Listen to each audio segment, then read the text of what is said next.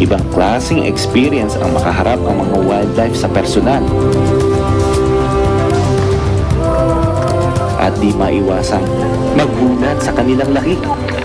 Ako, ang ginawa ko, chinek ko lang yung camera ko sa ilalim. Chinek ko kasi baka naka-record gano'n. Pag silip ko ng gano'n, nasa pa ako yung malaking butanding talaga, mga 20 feet, mga gano'n siguro. Basta ang laki niya, dumaan sa may paanan ko. So ako, napasigaw ako pa. Kasi hindi ko expected na gano'n. Sa ibang location kasi, makikita mo siya lalangin sa surface, tapos tatalong ka, aabangan mo.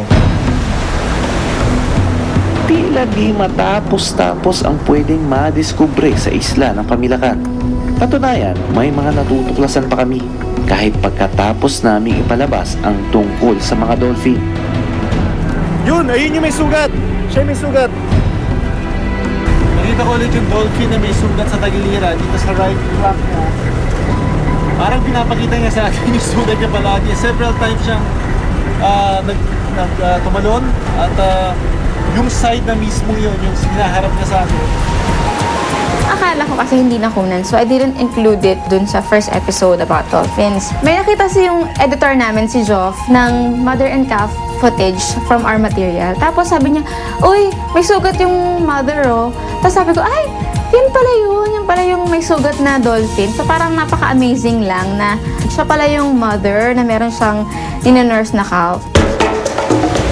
At ang highlight ay ang pinakamalaking sorpresa, ang blue whale sa karagatan ng Pamilakan.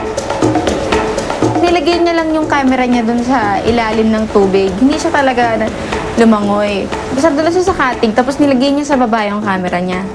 Tapos, sakto, yung blue whale, doon siya nag-surface sa tabi ni Kikoy. So, nakunan ko si Kikoy saka yung blue whale lang sabay.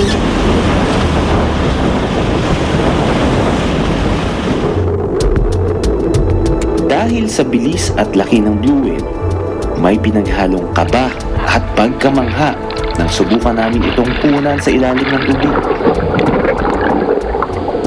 Yung katabi ko na yung blue whale mismo, gusto ko talaga siya makunan underwater. Pag titignan mo kasi siya ng malayo, tapos sobrang laki niya, parang ang gentle lang yan lumangoy. Parang wala siyang pakialam sa mundo, ang bagal-bagal, gano'n. Pero pagkatabi mo pala siya, na ang hirap-hirap kunan ng video sa ilalim ng tubig. So, ginagawa ko na lang, pag nandyan na siya sa tabi ko, binababa ko na lang yung camera, bahala na akong makunan o hindi.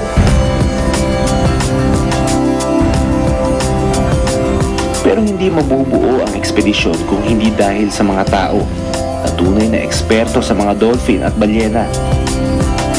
Yung mga spotters dito sa Pamilakan, ang educational background nila, mga elementary graduate, some of them hindi nga nakapag-aral pa. They're very knowledgeable when it comes to this. At because of the NGOs, dahil sa mga efforts nila, kaya nagbago din talaga yung pamumuhay ng mga tao dito and their mindsets. At sa mga oras na nasa malayong laot na ang mga dolphin at balyena, sinusulit pa rin namin ang oras. Pagkakataon na para silipin ang ilalim ng karagatan. Alright, let's do this.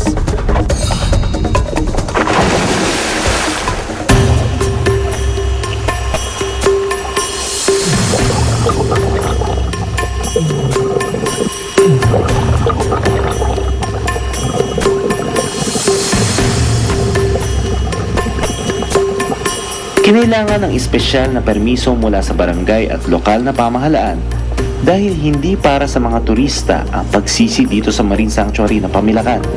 I was pleasantly surprised kung ano yung nakita ko dito na sanctuary.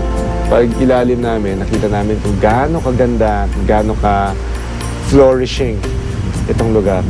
Yung sanctuary kasi slope siya, so yung mga corals nandun sa gilid, yung mga isda, naalala ko yung nag-dive ako sa Tubataha, parang ganun din yung itsura niya.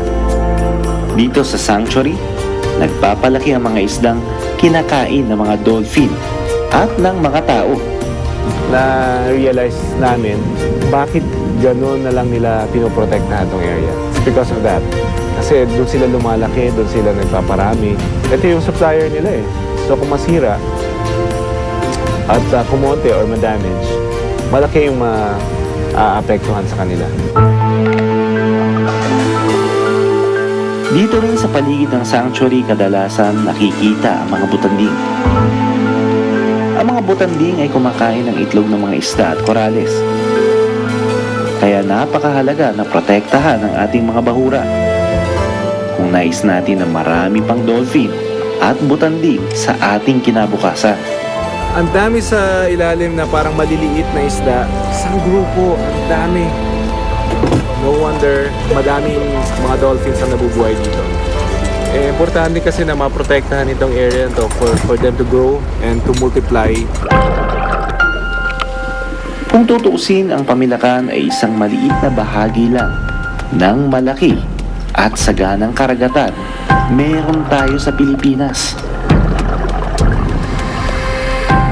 It's the center of the world's marine biodiversity. So I've been proof and by research that there is the highest concentration of species especially in the central Visayas. So it's one of the richest sea in the world. Katunayan na ang Pilipinas, saladman sa maraming bagay. Pagdating naman sa kalikasan, ay tunay na mayaman na mayaman.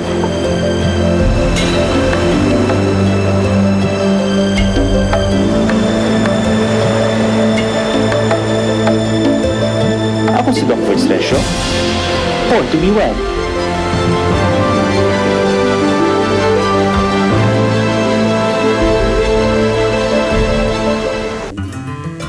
Marami kaming karanasang hindi na isama sa mga nakaraang episode. Bakit?